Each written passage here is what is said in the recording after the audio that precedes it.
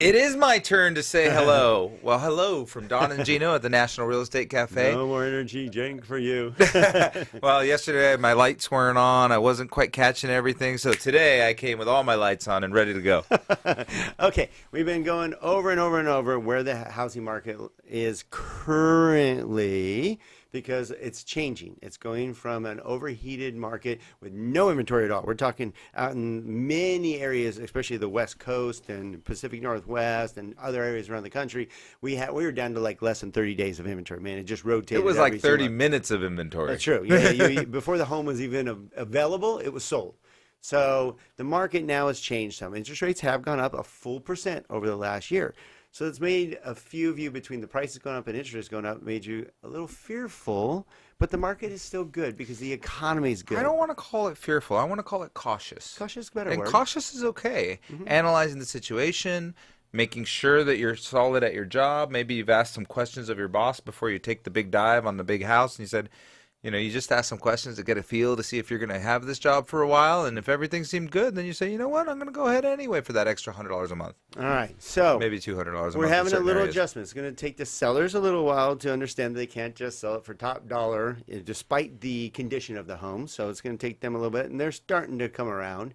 There's more inventory coming on the market, which helps buyers, and buyers got to realize that there's more inventory and that there's potential to negotiate on the deal. So we think this is just a blip as we transition to where everybody understands a normal market, and that the low fives or mid fives are not bad interest rates. Not it's at still all. a great time, and that appreciation levels will remain. We don't have enough inventory.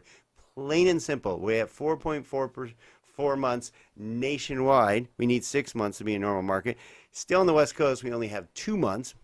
So we're still short on the West Coast and Pacific Northwest. And if other you remove areas. the fake inventory from that, those numbers are lower. Yeah, meaning the inventory that shouldn't be out there, meaning people are throwing it out there and hoping to, maybe someone will bite even though I haven't done the upgrades, or it's not worth that.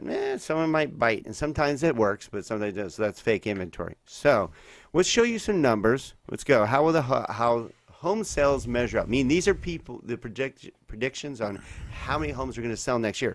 So everybody's thinking that it might tank. Well, let's go down here. We'll just jump right to the projections by MBA, National Association of Realtors, Freddie Mae, Fannie Freddie Mae and Fannie Mac, huh, Don? I should just call it Freddie Mae or Fannie Mac. Look, if you ask me, one of these days they're going to combine the two, so it shouldn't matter. All right. So here are the predictions. You can see a little blip down, all of them, because it's slowed down a little bit towards the end of the year, which is what happens at every year. It's a transition year. Why don't we call it that? I like that. Yeah, let's start calling it that. A transition year. We'll Yeah. coin that as the Don and Gino phrase. Yeah. The transition year. But you can see the projections for next year are higher than 2000. I think that's 17 and 18.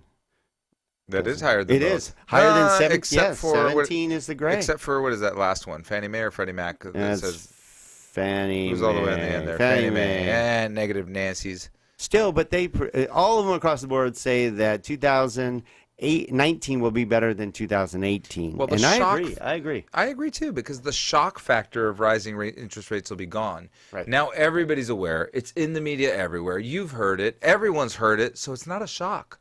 So now it's not like, oh my God, what happened to interest rates? I thought they were in the threes.